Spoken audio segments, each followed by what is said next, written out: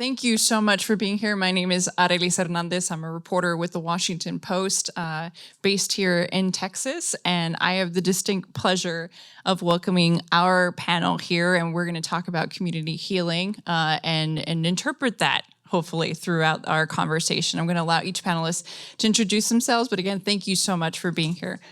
Father. Thank you. My name is Mike Marsh. I'm the priest at St. Philip's Episcopal Church here in Uvalde, and I've been here about 18 years. Areli, my name is Dr. Heidi Escamilla, and I am a native to Uvalde. I'm Sister Dolores Aviles, and I'm very happy to be here. I'm also born and raised from here in Uvalde. I work at St. Henry de Oso. I am a member of the Society of St. Teresa of Jesus, also known as the Teresian Sisters.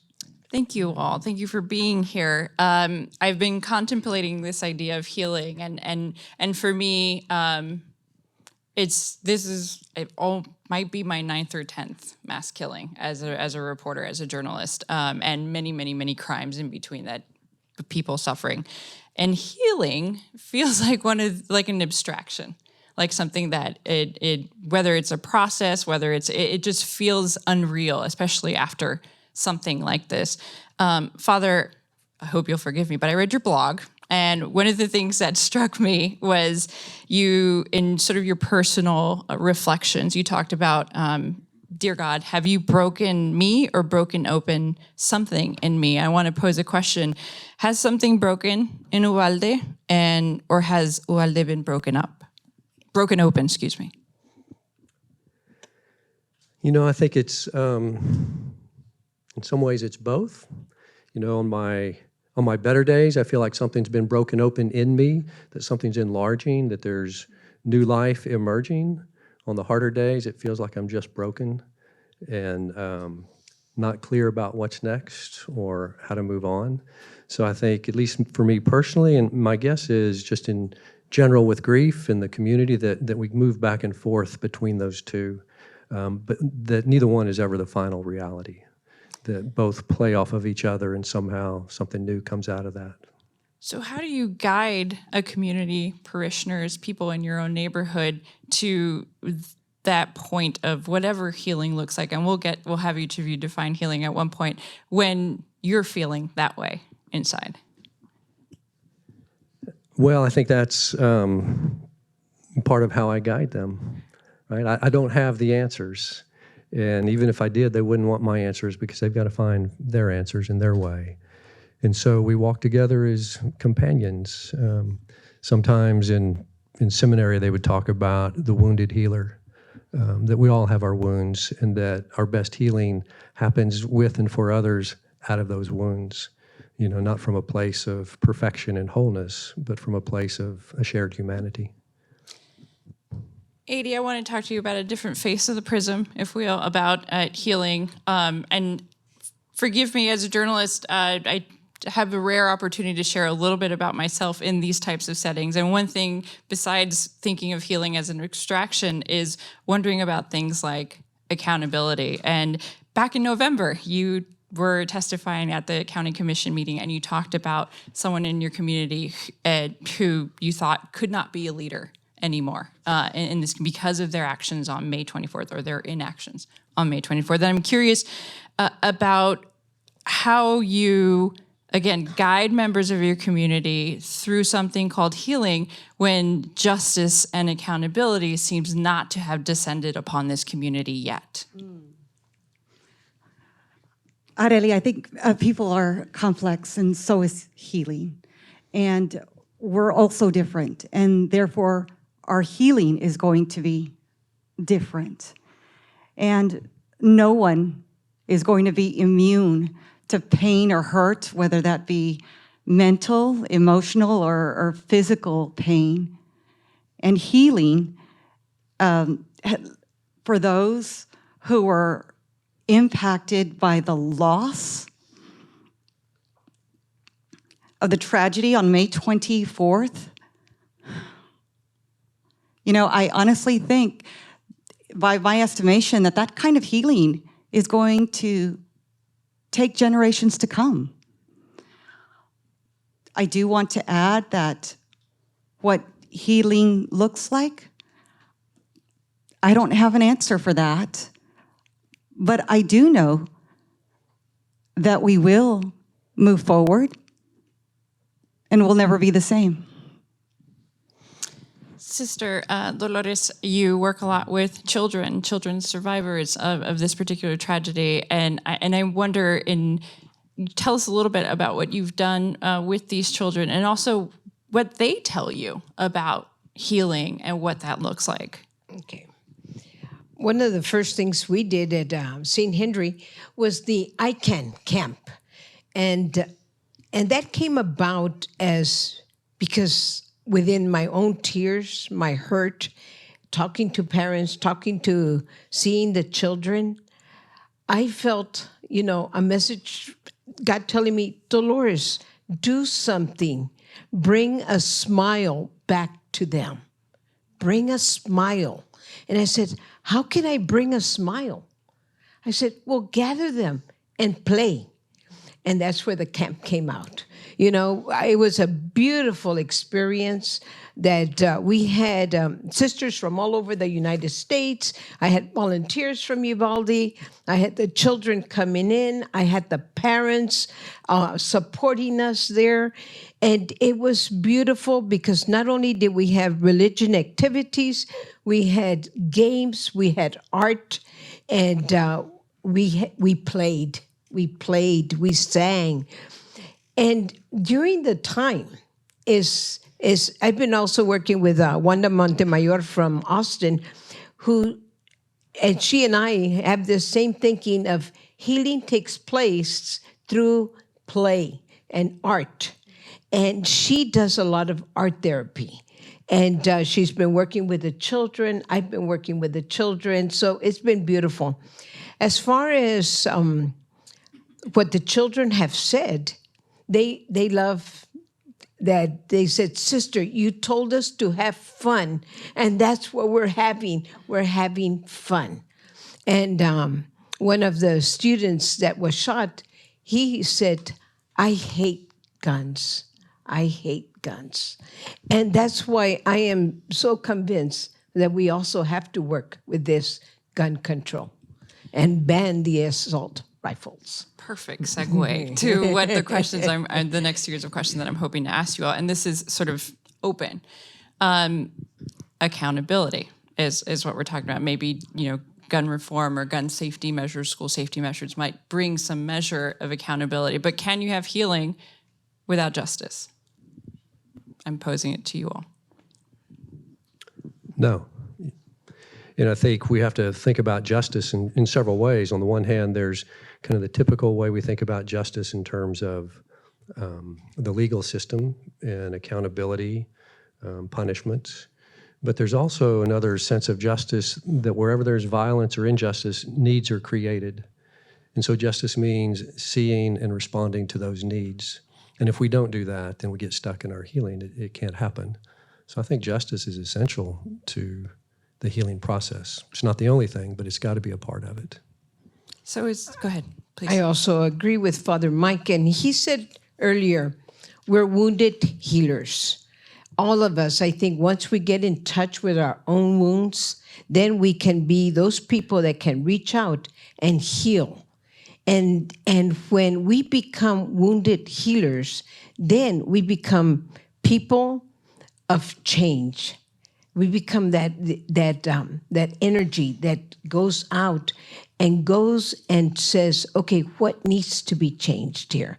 Where is justice here?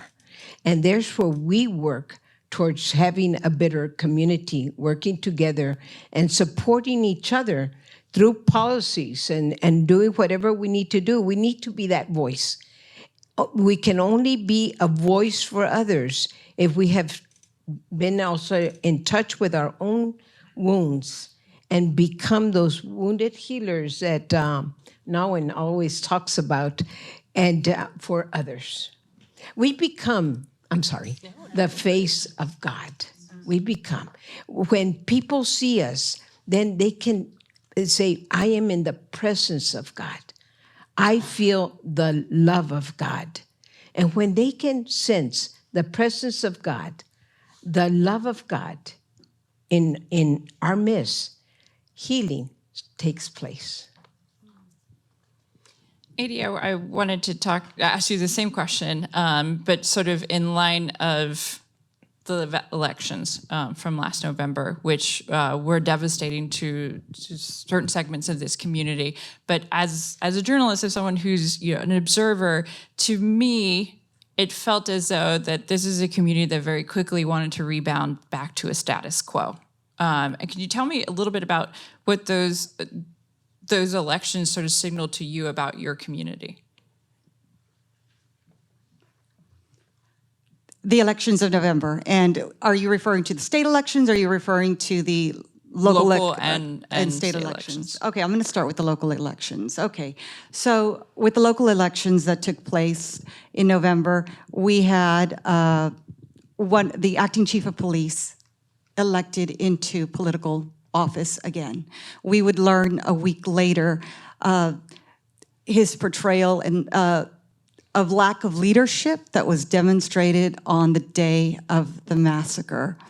I called for him to step down in large part because I believe that would help in the healing, which, as we know, is a process for those that were impacted by the massacre. As far as the state elections are concerned, I know that we pay lip service to how beautiful and how wonderful and how great our children are and how important they are for our future. Yet our actions say something entirely differently. Here, Uvalde County, Abbott was able to win Uvalde County. His actions has demonstrated, at least to me, that kids are not a priority to him. And it seemed very clear to me also, unfortunately, that Uvalde County, although we might say that we stand for and by our children, I don't believe that we do. I think, again, it's just lip service. Something we say because it sounds beautiful to say, but then we act very differently.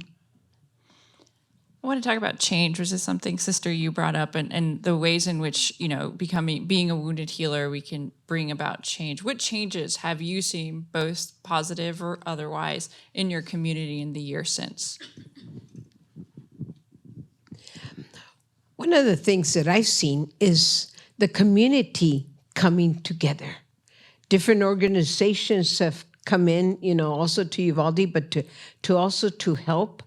And I see us, even through the Ministerial Alliance, through the community at large, through the law enforcement also that's trying to come in and get involved.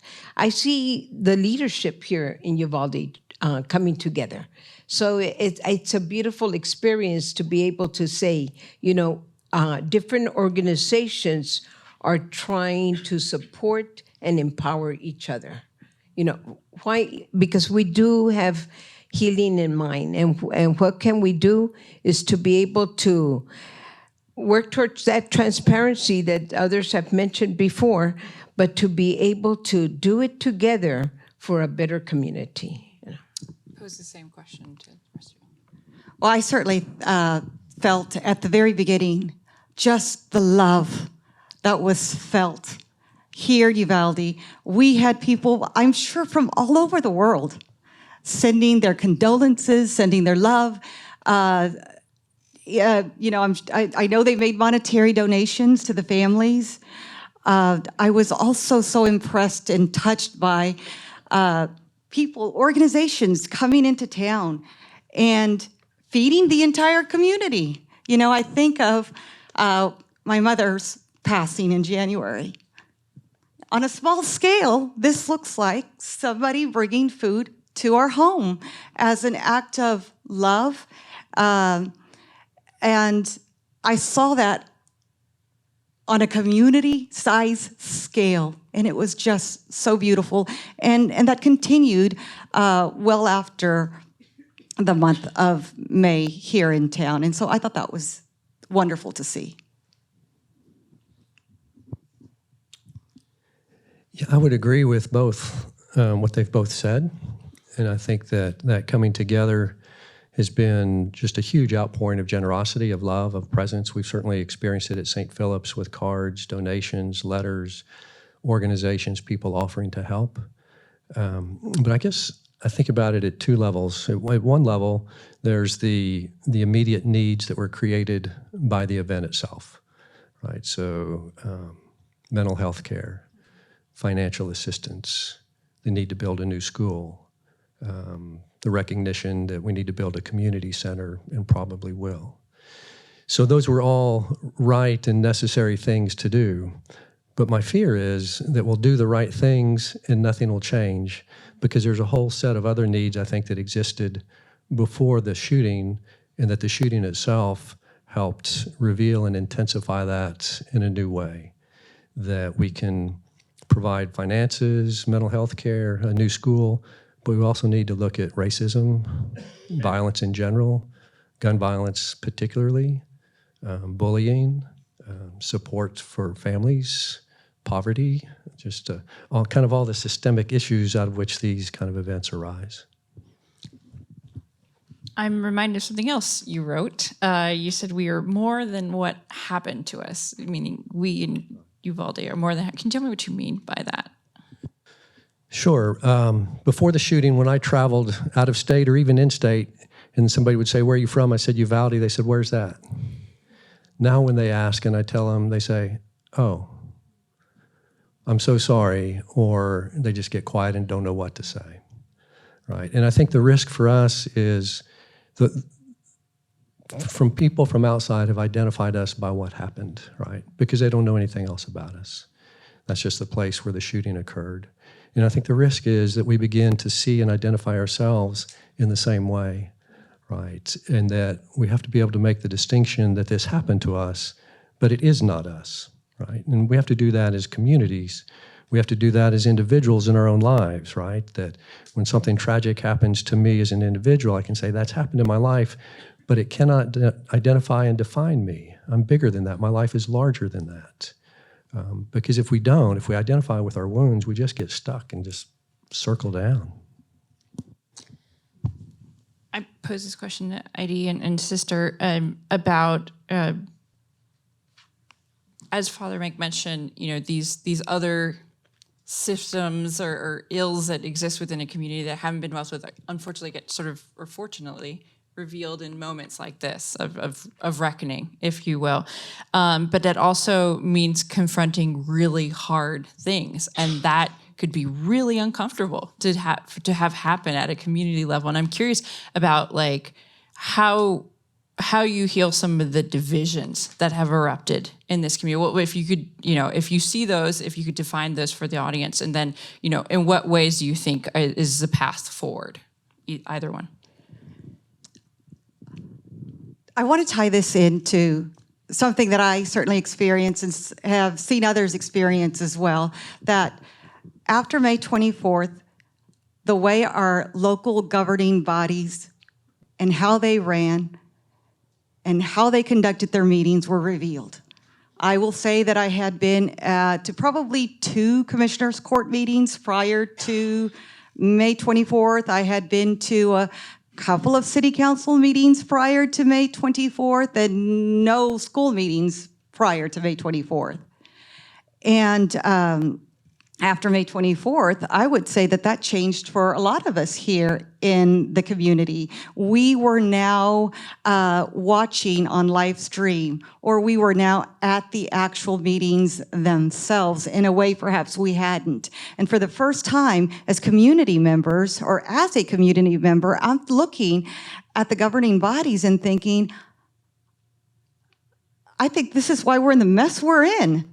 Look who's running the show and making the decisions. And I'd like to speak specifically about our school board and just shock at the lack of empathy that was displayed by the members of that board and how that hasn't changed in a year's time. One of the positive things that I believe that has come out of this now is now we know. We're on to you now. not only the school board, but the city council and commissioners court were watching in a way we never have had before. And we're going to make sure that whatever steps need to be taken are taken. And I think they are working hard at trying to move in that direction, and it would not have happened had it not been for May 24th. Is there anything you wanted to add, sister? After that, what can I say? No, I think a lot has been revealed, it's true. And a lot needs to take place. And this journey is going to be a step by step. But I think if we begin with our children and we gather together, and we gather them together to share and for them to recognize the beauty that lies within themselves. The beauty doesn't come out from there, but their uniqueness, because they're created in the image and likeness of God. If they can believe that, then we have given them the wings to fly. We have empowered them to be and become. No matter the skin color, no matter the power that you have, no matter the economic status that you come from, it doesn't matter because you believe in yourself. So we don't believe, we can begin as adults to change our mindsets. But if we start with the little ones, and I believe as an educator, that's where we begin, and give them that love of God, love of family, love of neighbor, love of country, love, and empower them, we have changed the world.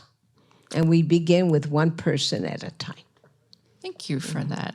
If you haven't figured it out, Father Mike, I'm a fan of your writing, so I'm going to quote something else back to you. You ready? And hope is never more real than when it is sought, expressed, and embodied in darkness. I'm going to ask you again, what did you mean by that? Because it seems as though your personal sort of, I was about to speak Spanish, I'm sorry, I live in a bilingual world in my head. What you're struggling, your internal struggle with everything that's happened is sort of the ways in which you've pushed out, again, the wounded healing to your community and to your congregation. So what did you mean like that? Hope is never more real than when it is sought, expressed, and embodied in darkness.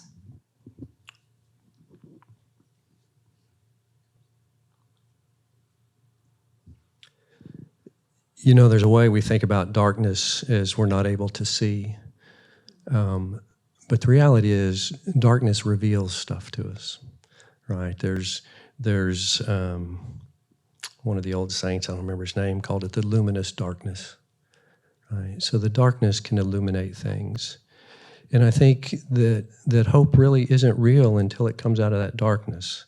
Otherwise, hope is just wishful thinking or fantasy, or, it's hoping things go my way.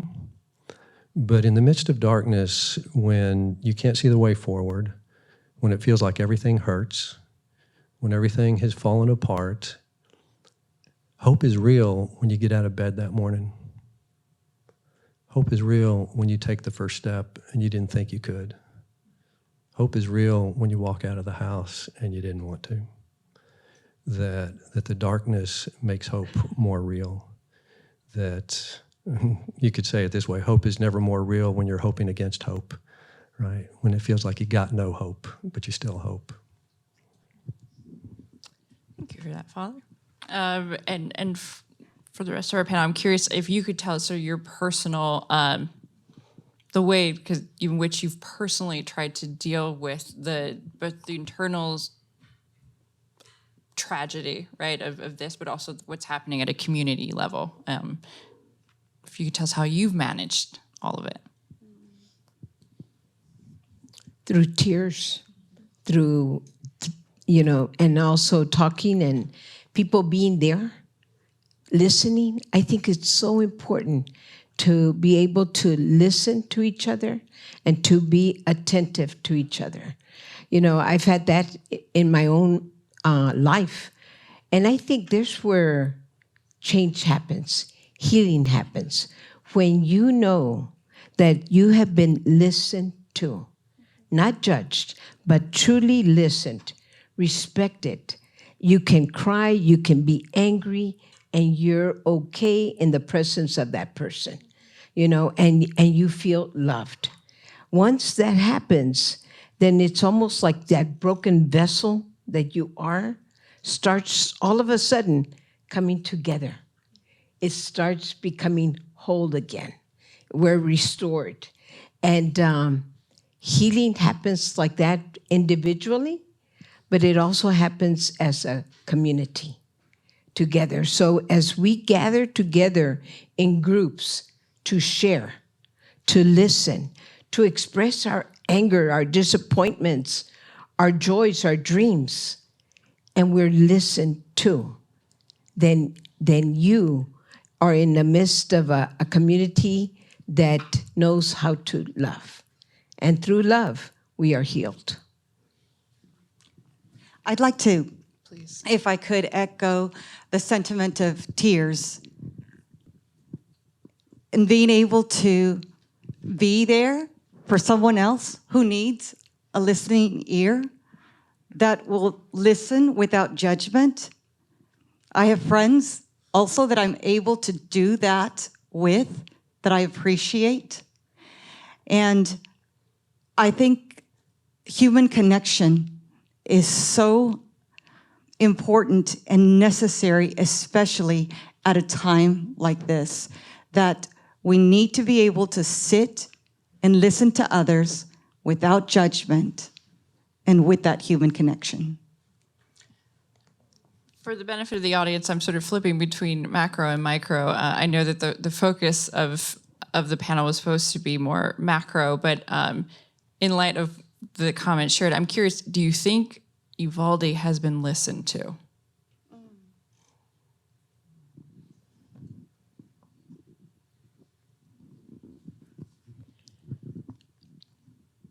It's in the process.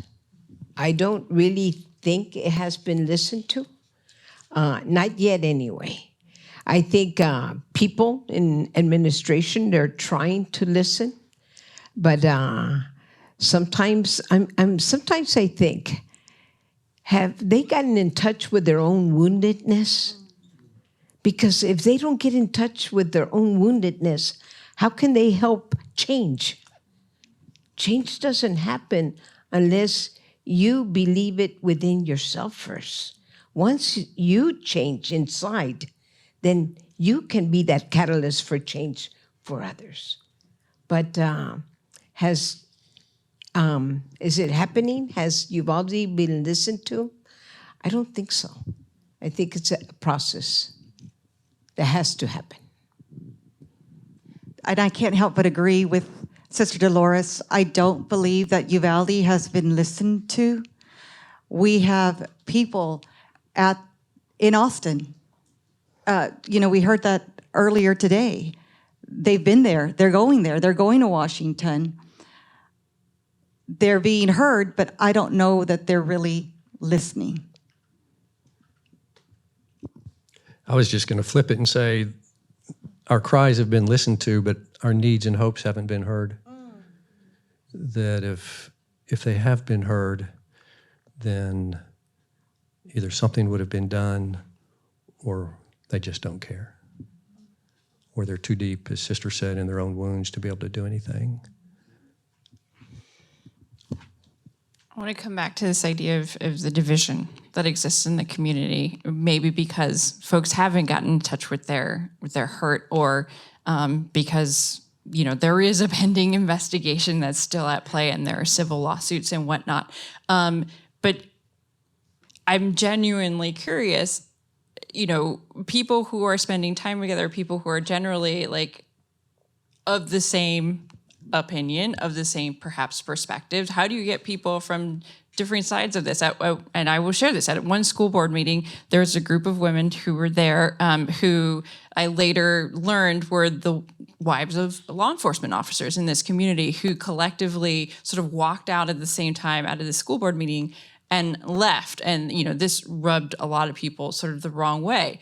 So when you're, on this path of healing and justice and, or healing and also, thirsting for justice, and you see each other in the grocery store, at softball games here in town, in this, another pew and worship on Sunday. Like, how does that work as leaders in your community? How do you bring those kinds of people? Do you bring those guys together? What do you do?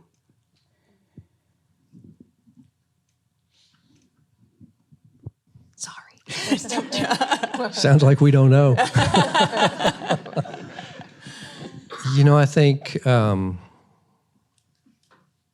think we have to move beyond ideas to the heart, to a recognition that we have a common humanity, that what happens to you makes a difference to me. And if I don't understand that, then I've diminished my own humanity, and there's never going to be peace. There's never going to be peace until we know our lives depend on one another. And I think, America was born of individualism and manifest destiny moving west. John Wayne, it's just continued and deepened. And at some point, we've got to recover one another because we need each other. I was thinking one time, I said to somebody, why don't we just have a big community supper and picnic and just all go eat supper together, right? Let's talk about the weather and sports and what's going on with the kids. Let's not talk about anything, but let's just eat supper. Let's just have communion, right? It's got to start somewhere, right? And starting with the hardest questions probably in the best place. It's a great idea. Yeah. I do want to say that I'm not going to be able to convince somebody. They're going to have to arrive at whatever they're going to arrive at on their own. But I myself cannot do it. I cannot force my opinion, my thoughts on someone else and think that they're going to accept it and now go with it. I think that there needs to be experiences had, conversations had, communication for change to occur, or at least the kind of change we're hoping for. I think if we want something like that to happen, we're going to have community circles. We're going to have to gather together, whether it be a meal or just a gathering of sharing ideas, of coming to say, this is who I am, this is my upbringing, these are my thoughts. I grew up this way. Let me hear from you. Let me hear your story. And I think in the sharing, I start to understand where you're coming from. And you start to understand. We might not agree, but then we can walk together for a common purpose. And I think right now, what Uvalde needs is to be a community that is blessed, also a community that's blessed. You know why I say that it's blessed? Because this tragedy that is so hard to bear has brought blessings that maybe are disguised and we don't see them. But if we work through it, through that dark tunnel, if we go through it, we're going to see the rainbow at the end. We're going to see a community that has grown together, that's able to be the compassionate person, the compassionate face of God, the forgiveness, that we can walk with that reconciliation, walk with reconciled hearts together. Can I ask, who facilitates this? How do you see this going on? Because I love the idea, let's do it, but how does it get done? Is it me? Father Mike? Is it Father Mike? I think as through the Ministerial Alliance could be a beginning point, somewhere where our faith comes together. It could be, or, there's an organization, a group from UT, Step Up Texas. Oh, we're having that at St. Henry. Yes. Yes. Yeah. Uh-huh. And they have committed to be here and train, facilitators to do listening groups and circles. Mm-hmm. Because I think Sister's right. I think, we often begin with the question, what should we do? Or who's right and who's wrong? But what if we began with the question, where does it hurt? Because we all have a story about where it hurts. And it doesn't matter whether you are a politician, clergy, law enforcement, first responder, or families of the victims. We all have a story of where it hurts because it's hurt the entire community. Out of respect for that thought experiment, where does it hurt for each of you? Oh, wow. Now you're meddling. I mean, we're starting it. Let's go ahead and.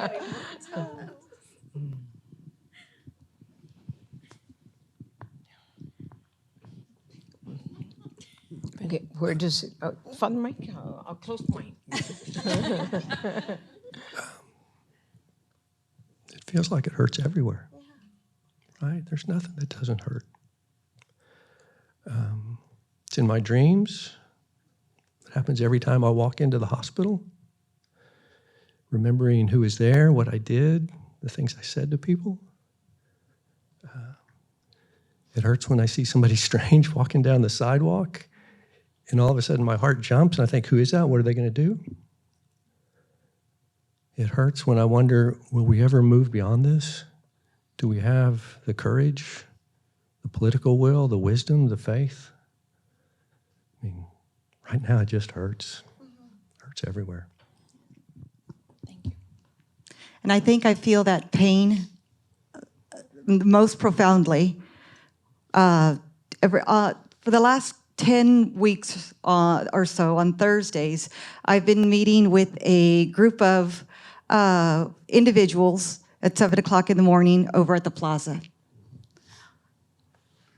I cannot tell you the heaviness, the weight I feel when I am there in prayer with this group.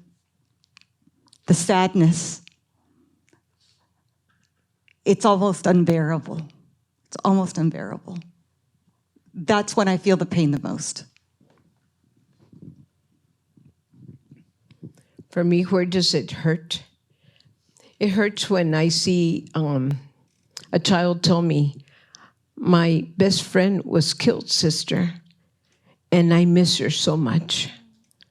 I don't know what to do. It hurts when the mother says, I'm suffering because my little girl doesn't want to get out of bed. It hurts. It hurts to see the brokenness that we're experiencing right now. It hurts. But I do believe it's because I believe in God. I believe that we will arrive at a time when there is that healing takes place, that forgiveness takes place, that we ourselves will be able to help these little ones look forward to life with a smile. On that note, I was reading San Antonio Express News article about the camp and the school, and I imagine that at some point a child will come to you and ask, why does God allow bad things to happen? How do you answer that question? They have asked it. I figured they would. They have asked it. Why do bad things happen to good people? We don't have the answer. God gave us free will, and it's in our own free will that we make choices. And this is where we have to work with each individual, each child, to help them recognize the freedom that they have inside when they make choices, so that they can become people that make good choices. Because all of us struggle with good and evil constantly. And it's by the grace of the Holy Spirit that we have the strength to make the choices that we need. So does suffering happen? Look at what happened to Jesus Christ on the cross, And it is, we know that death happens. We know that suffering happens, that crucifixion happens, but we believe in the resurrection. We believe that Christ is alive, and in this aliveness of Christ, we find ourselves alive.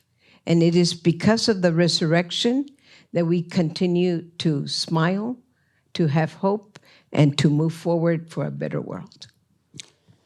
I'm not going to ask you all to be prophets, but in what do you want resurrection to look like for Uvalde?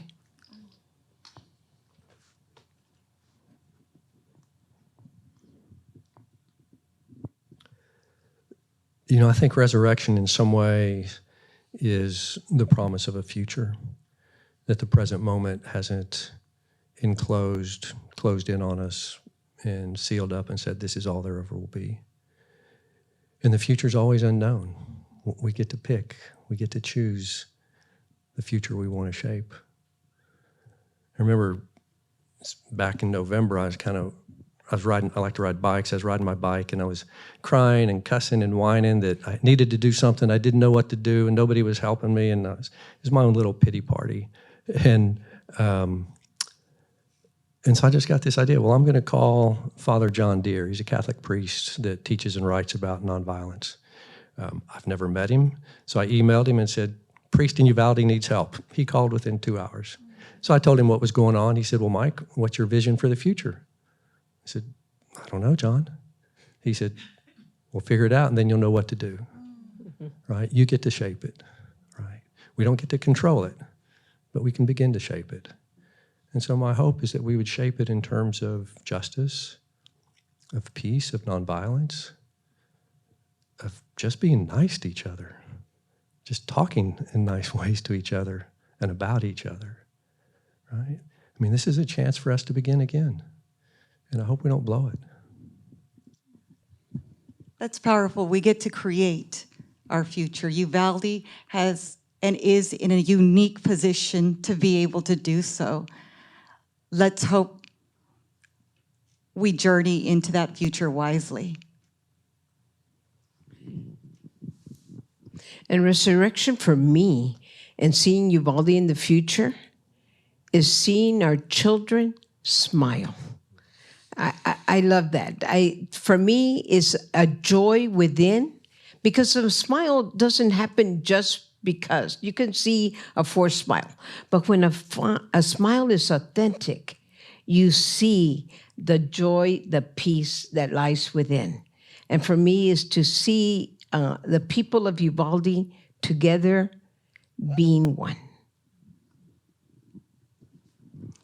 Well, I for the sake of not going back on a promise, at the beginning I said I would allow each one of you to sort of explain what to you healing looks like. But there's a part of me that thinks we've touched on that. And then I wanted to talk about forgiveness. I remember very early on, there were, I think it was an op-ed or a letter to the editor in the Herald News, the newspaper here in town, urging the families who have been impacted, which there are many, to forgive and to move on. And I'm sure in some cases it was sincere, and in other cases it might not have been. And I'm curious from you all, like, again, forgiveness at this point being a little bit of an abstraction, like what role does that play in the healing process, and when does it happen?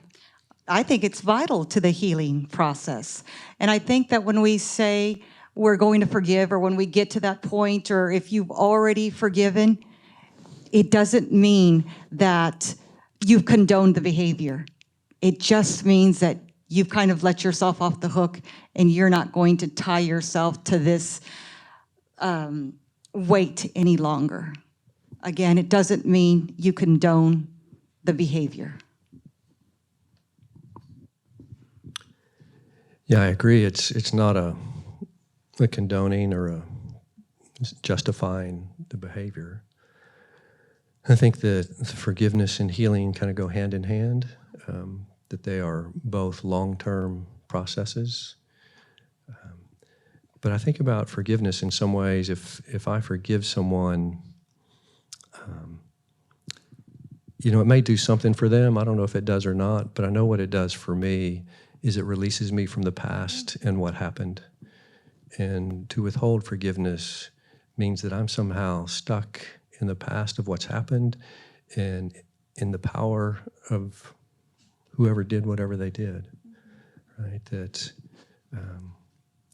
That forgiving means that I choose the future, not the past. That you're not going to anchor yourself in the past. Exactly, yeah. Because, you know, I think about times when I haven't forgiven or I liked my anger and wanted to keep it, you know, as if I was going to make a difference in the other person and that I was going to change them. That was never going to happen, right? That the only person I could change or help is myself. And to forgive, maybe it's going to do something for somebody else, but I know it frees me to be different towards myself, towards that person, towards the world. I was thinking, forgiveness can be a little selfish, because the forgiveness. Whenever I talk to someone about forgiveness, I said, you know, the process is if we don't forgive, that anger, that is that little worm that eats us up. So if I'm holding it, but who's the one that's being affected? Not the other person. I'm the one that's being changed. I'm the one that's being eaten up. So once I forgive, it's a releasing. I let it go. That doesn't mean that the pain has stopped. That doesn't mean that the memory has disappeared, because that's going to be there. But I'm released inside to be able to receive something new. You know, that's when forgiveness takes place within me. You know, when I can let it go and be at peace, and something that's triggered off doesn't bring that anger inside of me, then I know that I have been healed and I have forgiven. And it allows you to be present for someone else in doing so. Well, if you'll indulge me, I'm former Sunday school teacher myself. And one of the things that I remember sort of learning was, you know, the whole turn the other cheek was not so much about like, or at least the understanding that I was taught, that it's not about, you know, shrinking from the injustice that you've befallen you or the debt that's been owed to you by whatever that other person has done. It's about facing it head on and daring it to try again. And so I wonder, is resistance a form of healing? Resistance to going back to maybe where Uvalde was before this? Or I'm just curious. It's a thought that's in my head right now. Yeah, that story about turning the other cheek, I think you're right. It's an act of nonviolent resistance, right? It is claiming your own humanity and holding it before the oppressor, the persecutor. It's certainly not pacifism, and it's not being a doormat, laying down and just taking it. It's resisting. And I think there's a place for resistance in the healing, because there's so much in our world today that needs to be resisted, right? We need to resist continuing down the path of gun violence. We need to resist racism and poverty, right? I mean, resistance isn't just pushing away. I think it's beginning to reclaim ourselves and our humanity, and to begin to put together, you know, what the Gospels would call the kingdom on earth, right? To say, in this moment, I'm going to do this and bring about the kingdom. The next moment, I may not, but I always have a choice, right? And so to resist those things is to create a space where something new can arise, I think. I agree so much with what Father Mike said. It's like what Gandhi did. You know, he said, I'm not going to give my control to somebody else. Be the change that you want the world to see. Be that change, you know, and that's what nonviolence is all about, you know, resisting and working towards justice. Yeah. So I think we're coming close to question and answer time. Do we want to go ahead and open it up? All right. Well, are there questions from folks in the audience?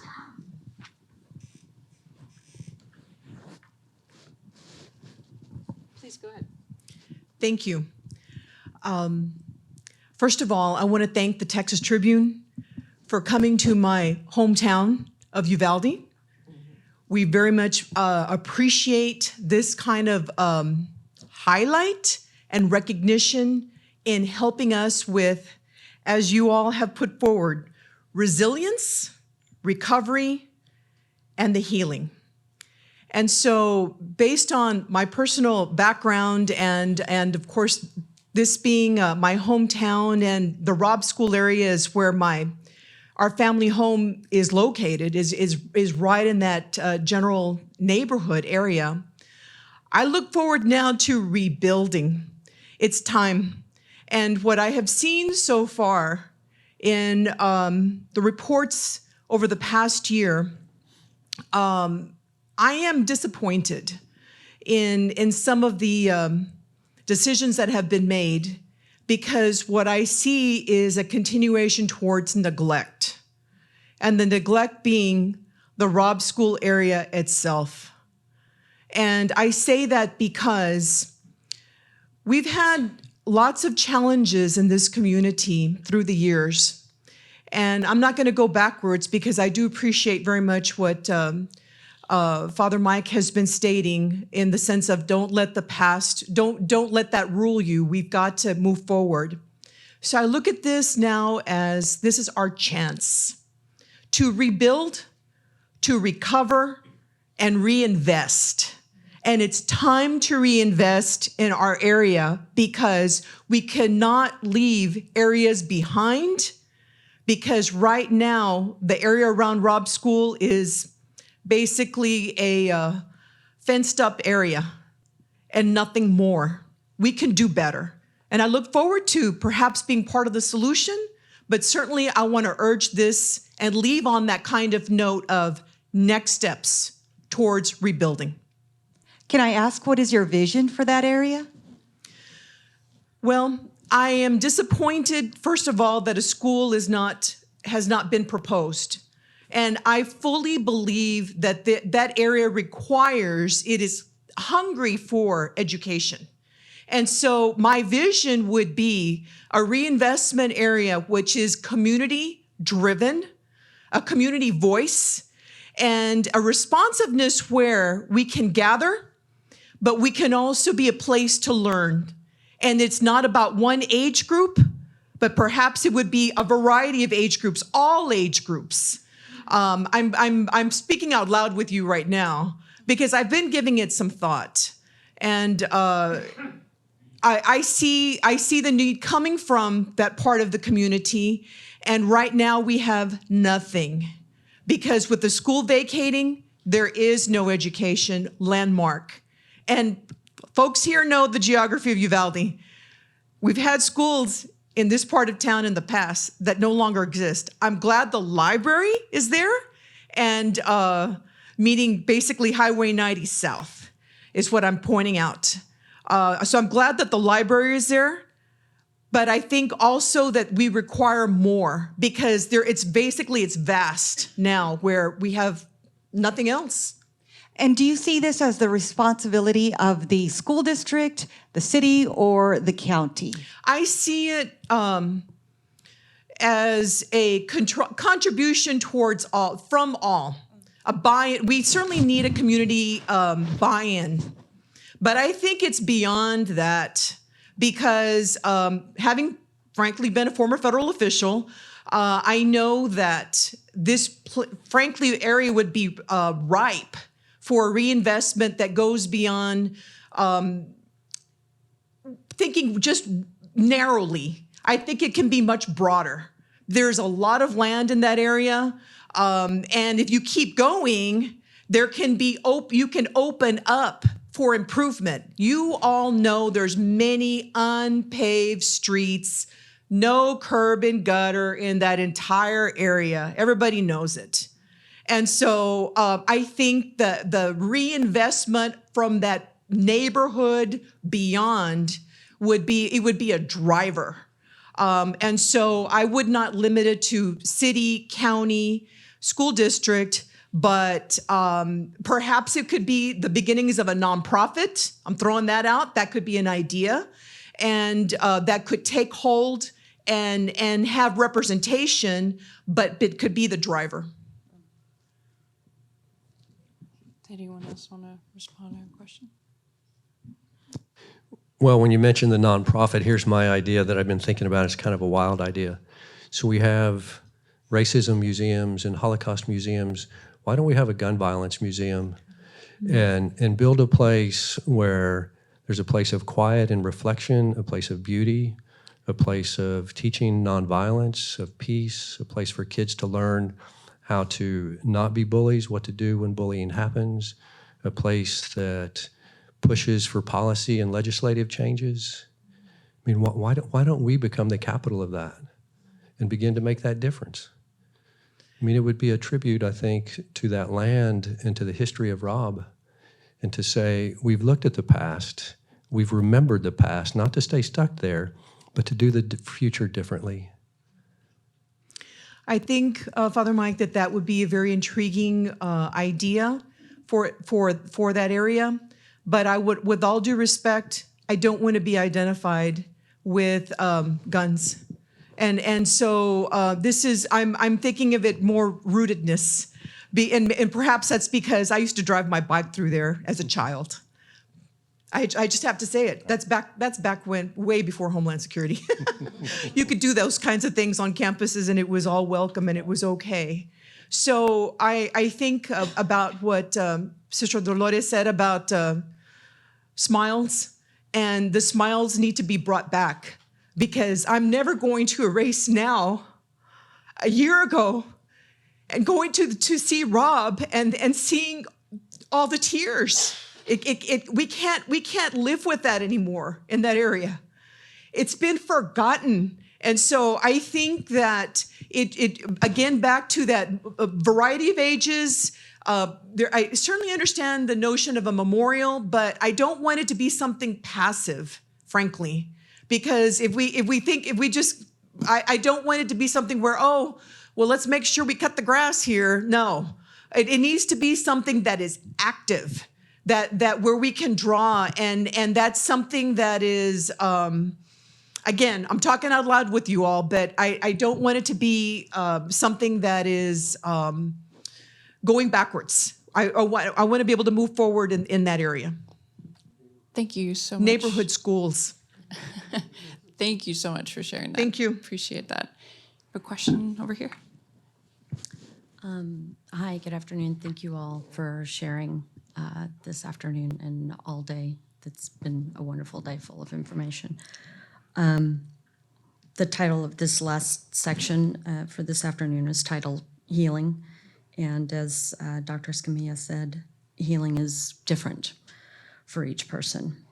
And as I have sat and listened to each of you speak, what I see are leaders that are caregivers in this community.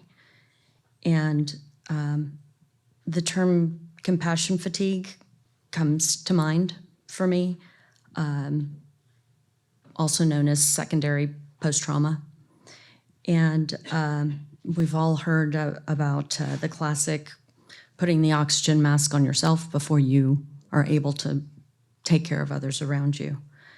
And so my question to you is, are each of you receiving your own healing or counseling and therapy to be able to take care of yourself so that you can go out and take care of others? Because I have seen a lot of secondary trauma within the community, and I'm just curious if you all are, what you all are doing, or if you're taking care of yourselves individually.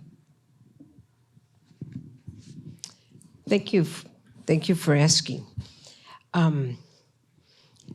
As for me, yes, I've been, and I think very important for me is my morning prayer, my hour of prayer before I do anything else, time with God. But also, right after the 24th tragedy, in June, no, it was in June, I took 8 days for a personal retreat. And during that retreat, I was able to also deal with the pain. I cried a lot, but deal with the pain of what had happened.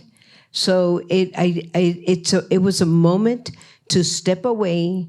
I went to a retreat house in San Antonio, and there I was able to talk to someone. And even to now, when I do have moments and I have doubts and I have questions, I do have someone that I do talk to. You know, the beautiful thing is God has gifted me with so many friends that have been there to support, that know that I get a call, I get a text. Also, like somebody said, you know, how are you? How are you doing? I get that. And I just feel loved. And that has helped me. Thank you. Yes, the answer to your question is yes, I have sought help. I also surround myself. I'm fortunate to have a great group of friends that are willing to listen to what is going on, not only with me, but with in the community at large, without judgment. And they offer encouraging words. Yeah, the answer for me is yes as well. I've had a therapist now for, 27 years. She has job security after last year. I see her once a month. I see my spiritual director once a month. And then probably a month after the shooting, I received an email from another Episcopal priest that had responded to the Sandy Hook shooting. And he said, "You're now part of a club you never wanted to be. And if you need anything, let me know." And so he and I have met every month by Zoom, just talking about how you look after yourself and what you do, what you shouldn't do. Thank you for asking. I appreciate that. Thank you.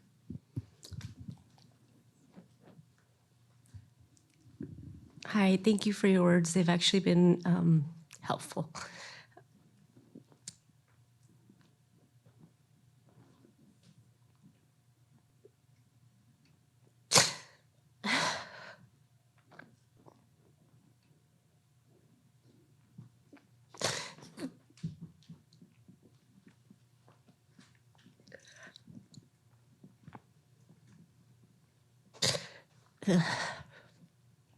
This year has been unbearable, to say the least.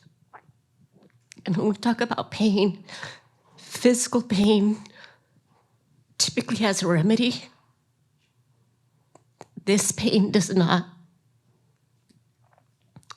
And I've always thought of myself as a compassionate person, and I love people greatly. Having to see my daughter in pain is the worst type of pain. But my question, and it may not be answered right now, but is how do we create, how can we create a culture, our community, how can we increase compassion for one another? Because there are times that our own community, it lacks,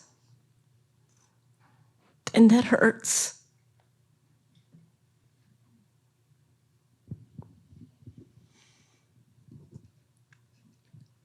Thank you for the question.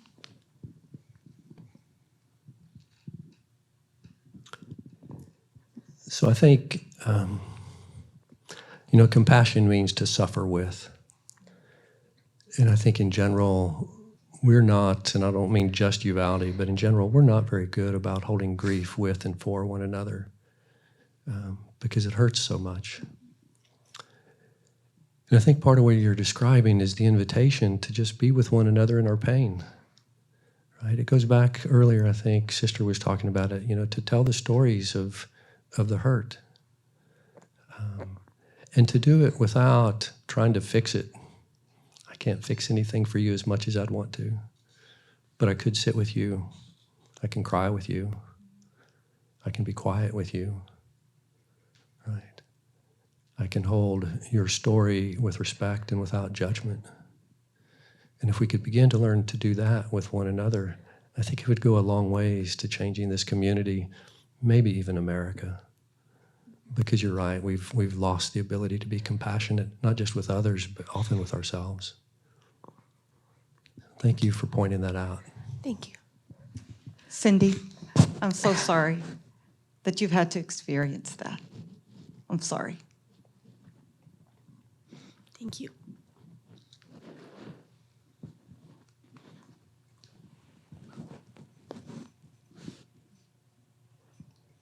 we have any more questions from the audience?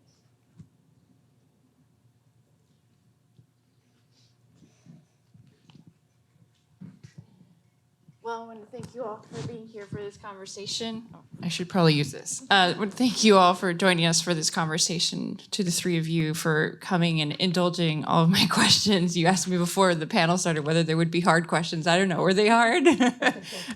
But thank you so much for... Definitely thought-provoking. Okay. Thank you so much for being here, and thank all of you for joining us again. And we hope this is the beginning of many, many conversations and amplification of compassion, not just here in Uvalde, but in Texas and the country wide. So thanks again. Appreciate it. Thank you.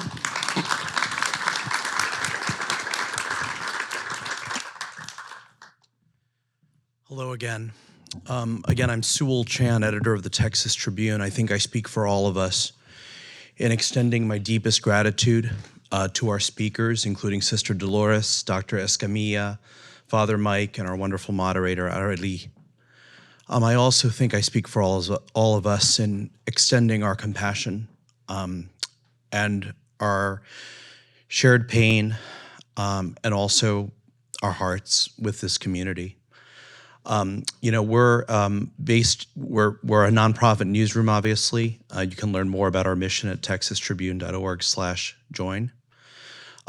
I really wanted to just observe that today has been a day of unbelievable stories of pain, of loss, of suffering, and of grief.